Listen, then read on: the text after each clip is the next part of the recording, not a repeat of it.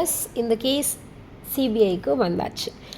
ஆரம்பத்தில் டிஎம்கேக்கு சாதகமாக மெட்ராஸ் ஹைகோர்ட் பெஞ்ச் எஸ்ஐடி அப்படின்னு சொல்லப்படுற ஸ்பெஷல் இன்வெஸ்டிகேஷன் டீம் அமைச்சு அவங்க இந்த கரூரில் நடந்த விஷயத்தை பற்றி இன்வெஸ்டிகேஷன் பண்ணட்டும், அப்போ தான் அது கரெக்டாக இருக்கும் அப்படின்ற மாதிரியும் டிவிகேக்கு அகெயின்ஸ்டாக சில வாதங்களும் நடந்துச்சு. ஸோ இதுக்கு அகெயின்ஸ்டாகவும் அது மட்டும் இல்லாமல் விக்டிம்ஸ் ஃபேமிலி சார்பிலையும் ஒரு ரிட் சுப்ரீம் கோர்ட்டில் போட்டாங்க. அந்த ரிட்டை சுப்ரீம் கோர்ட் அக்செப்ட் பண்ணிச்சு. அண்ட் அது மட்டும் இல்லாமல் சுப்ரீம் கோர்ட் இந்த கேஸை எடுத்துக்கிறேன்னு சொல்லி என்ன மெயின் ரீசனாக இருந்துச்சு அப்படின்னு பார்த்தீங்கன்னா, ஃபர்ஸ்ட் ஆஃப் ஆல் சுப்ரீம் கோர்ட்டுக்குள்ளே ஒரு கேஸ் போகுதுன்னா 2 விஷயத்துக்கு போகணும்.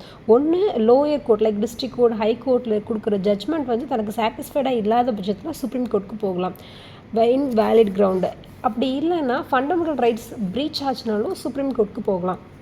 ஸோ இங்கே என்ன ஃபண்டமெண்டல் ரைட்ஸ் ப்ரீச் ஆகிருக்கு அப்படின்னா, and impartial professor right of every citizen.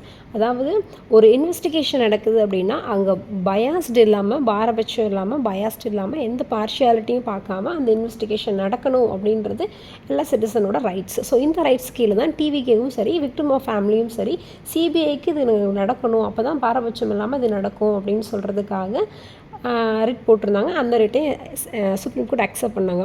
அது மட்டும் இல்லாமல் சுப்ரீம் கோர்ட் சிபிஐக்கு இந்த விசாரணையை மாற்றியிருக்காங்க.